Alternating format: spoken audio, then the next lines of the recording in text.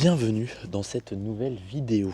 Comme tu peux le voir juste au-dessus de moi là-bas, un superbe château, c'est là où on se dirige tout de suite. On est dans la ville de Santa Gadea del Cid, une petite ville, un petit village même, comme ils appellent ici, c'est un petit pueblo d'à peu près 150-200 personnes, je crois, pas plus. Et pour te situer, on est en Castille et Léon, à 10 km de Miranda et à peu près 30-35 km de Vitoria, là où on était il y a quelques jours. D'ailleurs, si tu n'as pas vu la vidéo, elle est juste ici ou juste ici. Donc, on continue cette petite balade, nous, en Espagne, dans ce petit village, dans ce petit pueblo. Et puis, on va voir un petit peu ce que ça donne ensemble. Ça a l'air plutôt sympathique, assez calme, bien évidemment, mais assez historique. Donc ça, c'est plutôt cool.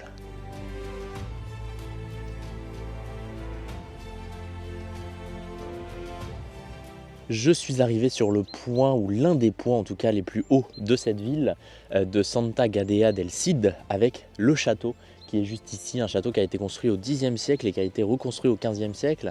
Ici en Castille et Léon, on est sur une base très militaire, hein, dans le passé historique de l'Espagne bien évidemment. Donc il y a beaucoup de petits châteaux, beaucoup de forts, de donjons construits un peu aux alentours, surtout parce que c'est une zone qui est assez vallonné, avec pas mal d'espaces complètement plats et des petites montagnes. Donc à chaque zone un peu surélevée, ils construisaient tout simplement des défenses militaires pour pouvoir anticiper tout ça. Donc on a ici un château, on va aller le voir d'un peu plus près, puis ensuite on continuera de découvrir cette ville dans le centre-ville, qui est pas très grand mais qui s'annonce plutôt sympa quand même. Sa structure allongée d'environ 70 mètres de long se distingue par les deux grands cubes qui sont encore debout et le donjon, qui mesure 6 mètres de haut et qui fut construit sur la roche vive. Le château possédait également des murs, aujourd'hui en ruine, qui s'étendaient sur toute la zone environnante. Bon, on n'est pas gâté avec le temps, mais on voit quand même, hein, tout autour eh bien que c'est globalement plat, donc on comprend pourquoi sur ce château... on comprend pourquoi ce château a été construit ici. Là, j'ai monté le petit escalier, donc je suis sur les hauteurs. On a une superbe vue sur toute cette ville, et puis on voit également toutes les terres aux alentours, les montagnes, et on est vraiment sur l'un des points les plus hauts. Donc c'est aussi pour ça que ce château a été construit ici. C'était pour dominer toute la vallée et puis pouvoir anticiper d'éventuelles attaques, bien évidemment. Le château de Padilla à Santa Gadea del Cid est une fortification médiévale stratégiquement située pour défendre l'accès au territoire castillan avec des origines remontant au Xe siècle. Au fil des siècles, il est passé entre plusieurs mains, notamment celles des familles Lara, Manrique et Padilla, d'où il tire son nom. Bon, alors évidemment, de ce château, il n'en reste pas beaucoup, hein. Il reste une tour et un petit bout de mur avec deux sortes de tourelles là qui évidemment ne sont pas entières, et juste au bout là-bas, on va pas très bien le voir, mais en tout cas il y a un monastère couvent qui a l'air assez grand et qui est à peu près à 1 km d'ici, donc on essaiera peut-être d'y aller avant de repartir vers de nouvelles horizons.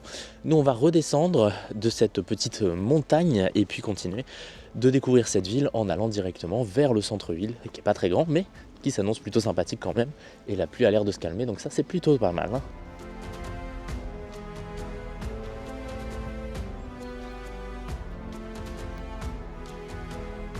Datant de l'année 1008, son nom d'origine Termino reflétait sa position à la frontière entre les royaumes de Castille et de Navarre, soulignant son importance stratégique et défensive. Parmi les personnages historiques, le comte de Castille, Sancho Garcia, témoigne de son ancienne noblesse.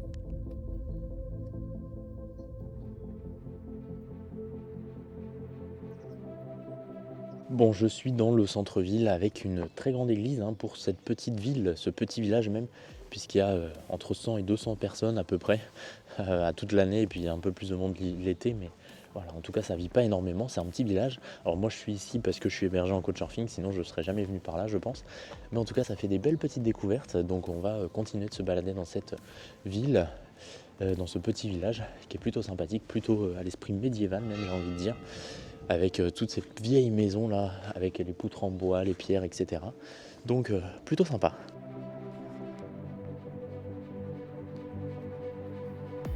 L'église de San Pedro Apostol, de style gothique, a été construite au début du XIIIe siècle sur les anciennes fondations d'une église romane.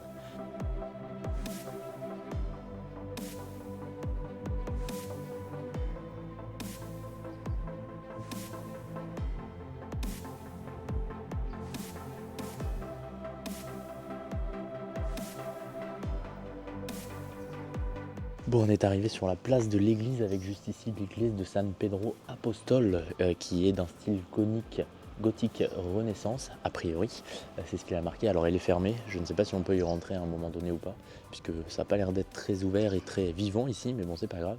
Dans tous les cas, cette place est très très sympathique avec ces petites maisons là. On va prendre le temps de se balader, ça a l'air plutôt mignon. Réalisée principalement en pierre de taille sculptée dans des tons roses, l'église possède 3 nefs, 2 gothiques et une Renaissance, avec une chapelle latérale datant de 1575, un presbytère profond et un chœur caché.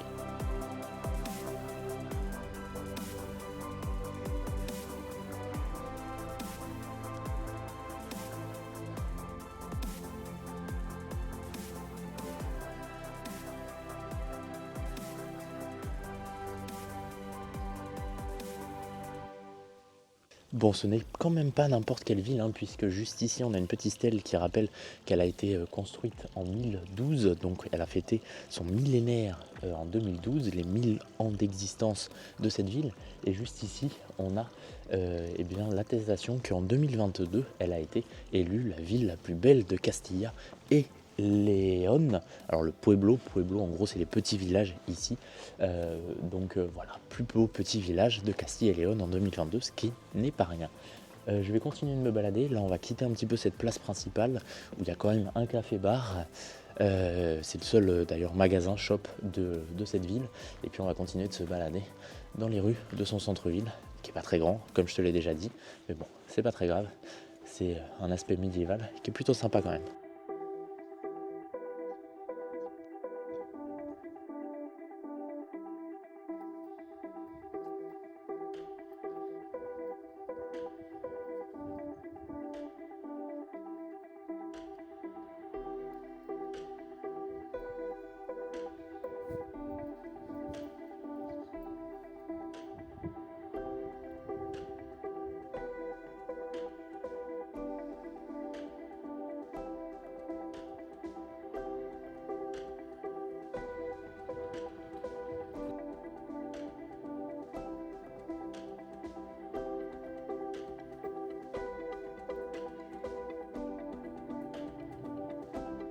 Bon, juste là-bas, on a donc la tour de l'église.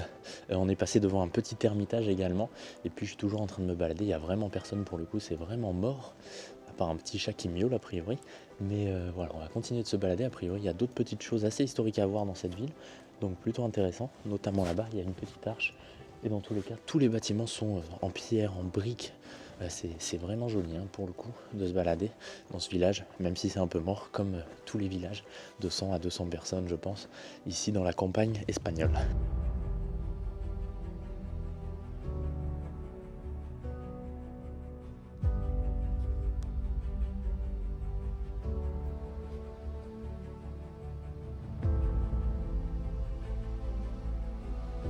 Alors évidemment, partout où on est dans cette ville, hein, on a la vue sur ce fameux château. On a un petit ruisseau également ici avec un tout petit pont de pierre là, qui n'a pas l'air très jeune. Et juste ici, on a l'arc de Las Heras, style gothique, qui permettait bien, de rentrer dans la ville. C'est ce qu'on va faire, on va le reprendre dans l'autre sens pour re-rentrer dans le cœur de la ville et puis continuer de se balader. Mais il y avait plusieurs portes comme ça, hein, comme à toute l'époque, comme dans tous les villages à l'époque médiévale, plusieurs portes qui permettaient d'accéder au centre-ville qui était protégé évidemment des envahisseurs.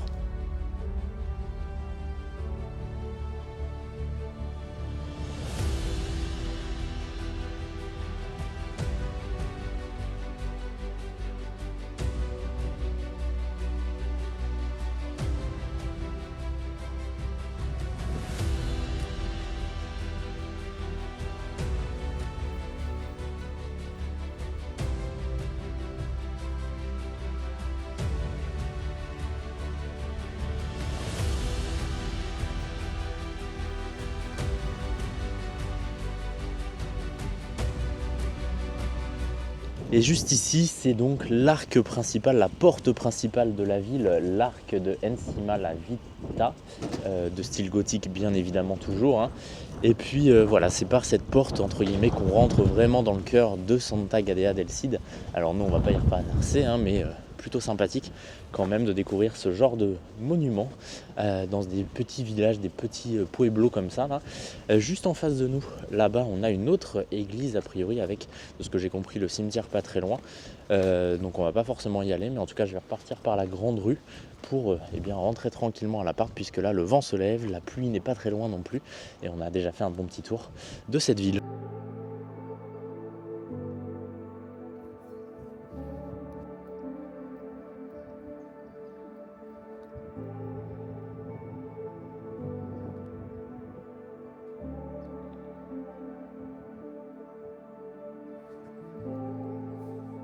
Je suis arrivé là sur la place de la Fontaine, la Plaza de la Fuente, la fontaine qui est juste ici bien évidemment.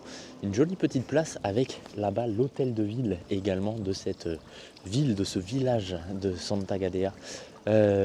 Juste là, hop, donc on va aller s'en rapprocher, le voir d'un petit peu plus près. Un bâtiment assez ancien encore une fois en pierre bien évidemment, puisque tous les bâtiments sont en pierre ici. Il y a l'office de tourisme juste à côté, et puis il y a quand même un hôtel dans ce village, donc plutôt pas mal. Il y a pas mal de sentiers de randonnée également. Donc voilà, on continue de découvrir ce petit village assez sympathique.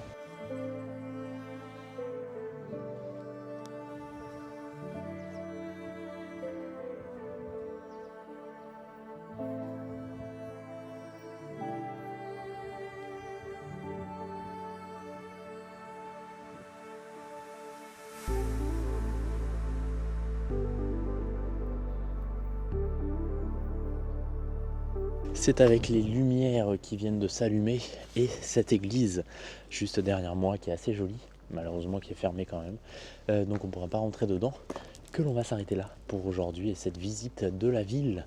J'espère que ce petit pueblo t'a plu, c'est une belle découverte, franchement j'avais pas du tout prévu de m'arrêter ici, c'est un peu le hasard comme d'habitude et ça vaut le coup, comme d'habitude de demander à être hébergé par les locaux, ça permet de découvrir des endroits assez spéciaux comme cet endroit, comme ce village de Santa Gadea. Donc plutôt sympa, plutôt content d'être passé par ici. Sur ce, je te dis à très bientôt, n'hésite pas à t'abonner à cette chaîne et à me rejoindre sur Insta, c'est guillaume.lre, également sur TikTok d'ailleurs. Je te dis à très bientôt, ciao.